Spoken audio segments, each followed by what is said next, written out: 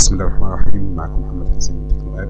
النهارده هنعمل كونفيجريشن لراوتر دي لينك موديل دي اس ال 2730 نيو.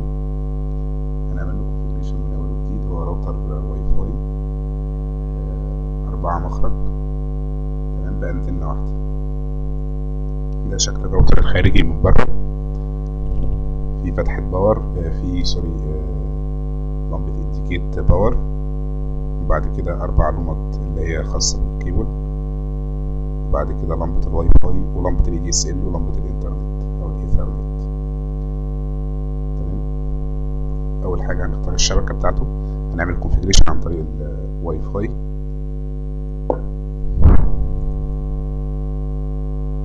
دي لينك اهوت، نعمل اتصال بيها. يبقى الراوتر موديل دي اس ال 2730 نيو. هنكتب الاي بي الخاص بصفحة الراوتر. تمام. هو عمل كونكت اي بي 192.168.1.1 بيكون مكتوب في ظهر الراوتر. تمام. ونضغط انتر. اليوزر نيم بيبقى باي ديفولت ادمن. مسجلين هنا عندي على صفحة الانترنت. نضغط على لوجين. هنيجي ادي صفحة الراوتر اهيت. عفوا، صفحة الراوتر اهيت. برودكت بيج دي اس ال 2730 نيو، ده الموديل بتاعه. هنضغط على سيت اب ويزرد.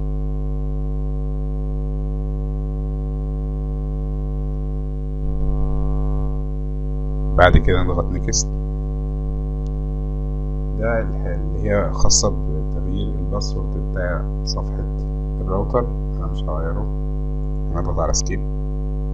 بعد كده تغير التوقيت، نختار كايرو. تمام. بعد كده نضغط نيكست. كانتري هنختار ايجيبت. الانترنت سيرفيس بروفايدر اللي هو الموصل خدمة الانترنت من اي شركة بالظبط. انا عندي تي داتا وبتبقى 3B OA البروتوكول اللي هو البتاع بتاعها، يعني تي داتا 3B OA.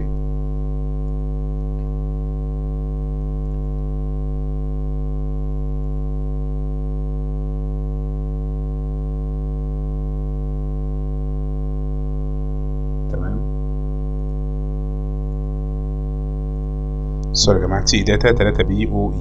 تمام. البروتوكول اللي هو الخاص بيها. بعد كده كونكشن تايب هنختار LLC. بعد كده VPI 0 و VCI 35. تمام. بعد كده نكتب هنا اليوزر نيم والباسورد الخاصين بخدمة ال ADSL. هكتب اليوزر نيم.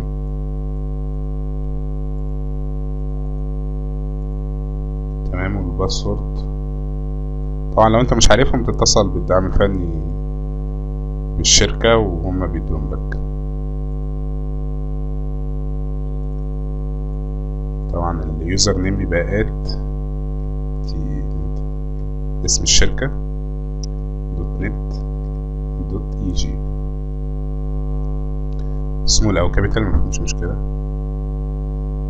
بعد كده نضغط نيكست. تمام. بعد كده لو انت عايز تعمل انيبل للوايرلس بتاعك بتسيب العلامة هنا. مش عايز تعمل له انيبل بتشيله خالص. هنا في الحلقة بتاعتنا هنضغط انيبل. تمام. ممكن الوايرلس نيم نتورك ممكن تغيره، خليها باسم القناة.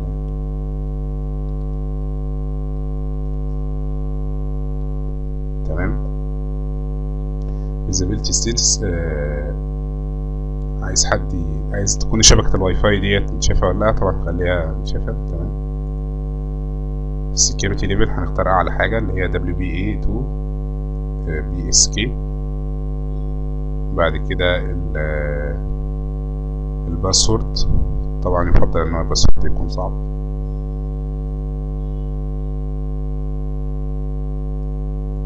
تمام. بعد كده بعد ما نكتب الباسورد طبعا بيقول لك بيكون من 8 ل 63، يكون فيها حروف سمول وحروف كابيتال، ويفضل يكون فيها ارقام، ولو فيها رمز يبقى كويس، اللي هي علامة في المية and. تمام. بعد كده نضغط نيكست. نرجع تاني التايم سيتنج كوبي فروم كمبيوتر. التايم بتاعك VPI/VCI 0/35، البروتوكول 3BOE، كونكشن تايب LLC، واليوزر نيم. خلي بالك اليوزر نيم لو مكتوب فيه حاجة غلط مش هتشتغل الخدمة معاك. والباسورد اليوزر نيم او الباسورد لازم يكونوا صح. والوايرلس نتورك انيبل، واسم الوايرلس ومتشافة. تمام. الوايرلس عندك مرئي بكل الناس. والانكريبشن او نظام السكيورتي بتاعه. تمام. والباسورد اللي انت كتبته. هنضغط على ابلاي. كده تمت عملية الكونفيجريشن للراوتر. بالتالي احنا في انتظار ان هو يشتغل.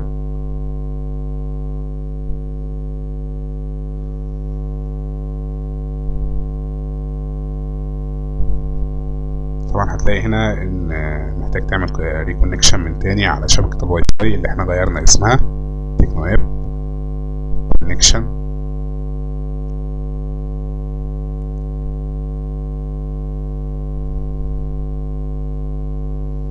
ونكتب الباسورد بتاعنا.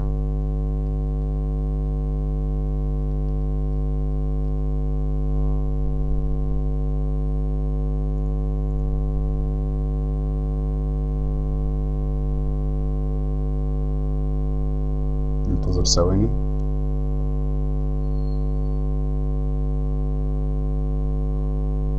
هنختار طبعا عنوان نت منزلي.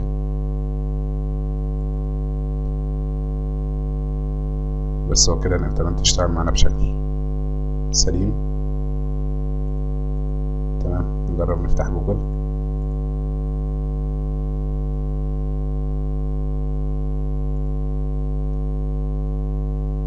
نتشغل معانا بشكل سليم.